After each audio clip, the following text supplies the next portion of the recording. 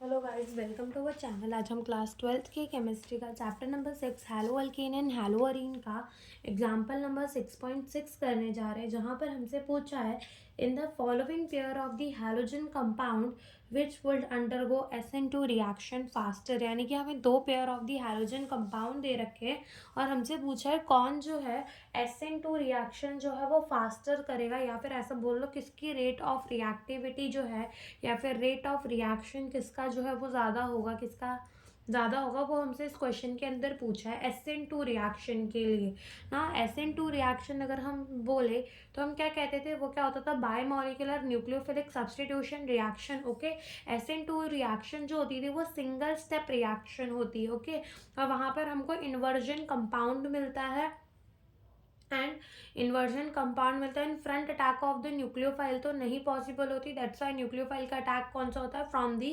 Back side. अगर अपन rate of reactivity, rate of reaction की बात करें तो जो हमारा CH3 होता है वो सबसे ज़्यादा रिएक्टिव होता है, then 1 degree, then 2 degree and then 3 degree alkyl halide reactivity उस हिसाब से बढ़ती है। तो अगर हम यहाँ पर देखें तो देखो ये वाला हैलोजन जो है, ये वाला क्लोरीन, वो फर्दर कितने कार्बन से अटैच है, एक कार्बन से, या फिर ऐसे कह लो कि ये वाला क्लोरीन जिस कार्बन से अटैच है वो फर्दर कितने कार्बन से अटैच है, एक कार्बन से।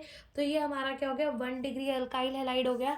और ये वाला क्लोरीन जिस कार्बन से अटैच है वो फर्दर कितने कार्बन से अटैच है, 2 कार्बन से। तो ये हमारा क्या हो गया, 2 डिग्री अल्काइल हैलाइड हो गया ना। हमारा SN2 रिएक्शन जो होता है उसमें CH3 सबसे ज़्यादा रिएक्टिव होता है, then 1 degree alkyl halide, then 2 degree alkyl halide and then 3 degree alkyl halide होता है। ठीक है, tertiary, primary, secondary and tertiary. Okay, तो यहाँ पर जो है हमारा कौन सा ज़्यादा रिएक्टिव होगा, ये वाला रिएक्टिव होगा। क्यों रिएक्टिव होगा, बिकॉज ये क्या है, 1 डिग्री या फिर प्राइमरी अल्काइल हैलाइड है। ओके, फिर हमारा दूसरा पेयर जो दिया है वो कौन सा दिया है, ये वाला पेयर दिया है। इसमें हमसे क्या पूछा है कि कौन जो है ज़्यादा जल्दी रिएक्ट करेगा।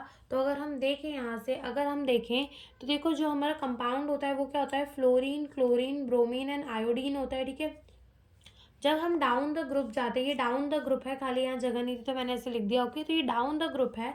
तो जब डाउन द ग्रुप जाते हैं या फिर ऐसे कह लो फ्लोरीन से आयोडीन की तरफ जाते हैं, तो जो साइज़ है वो इंक्रीज़ हो जाता है, यानी कि बॉन्ड का साइज़ भी जो है वो इंक्रीज़ हो जाता है।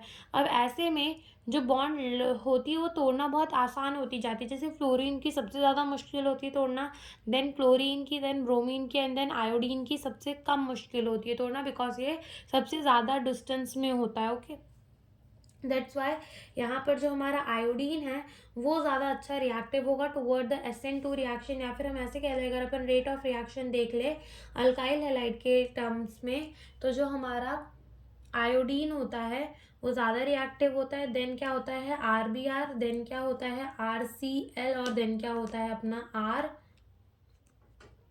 ओके, तो यहाँ से जो हमारा आयोडीन है वो ज़्यादा रिएक्टिव होगा, ये आयोडीन वाला, एंड क्लोरीन वाला जो है थोड़ा कम रिएक्टिव होगा। तो SN2 रिएक्शन की तरफ कौन फास्टर रिएक्ट करेगा, ये वाला, बिकॉज जो आयोडीन है वो बेटर लिविंग ग्रुप है बिकॉज ऑफ उसके लार्जर साइज के वजह से। ओके, तो यही हमसे इस क्वेश्चन में पूछा था। Thank you for watching the video.